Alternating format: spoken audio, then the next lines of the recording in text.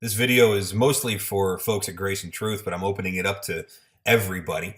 We've got a lot of new disciples and people that are just kind of getting turned on to this idea of following Jesus and what all that means. So first off, yay, we love that. But I want to answer some commonly asked questions. I'm getting some of the same themes over and over again from folks who are either new to following Jesus or kind of getting serious and looking to go to, ramp up their game a little bit. What do we do? How do we do it? How do we obey? Where do we find, what God says to us and things like that? I want to do a short or a series of short videos from Matthew 10, because this is one of my favorite chapters on just principles and instructions for disciples. What's happening in Matthew 10 is Jesus gets these 12 rowdy little disciples together, and then he sends them out and he gives them some instructions. And so, there's all this debate about whether these instructions just apply to the 12 original disciples versus us or whatever.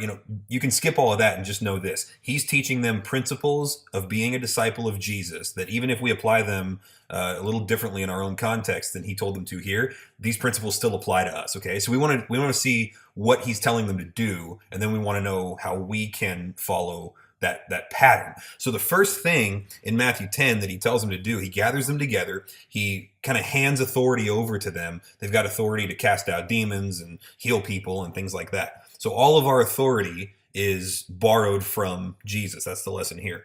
But in Matthew 10, in verse 5, it says this: these 12 Jesus sent out after instructing them. Now then it gets into what the instructions actually are, okay? But don't miss that. These 12 Jesus sent out after instructing them. So a disciple is somebody who obediently obeys the commands of Jesus.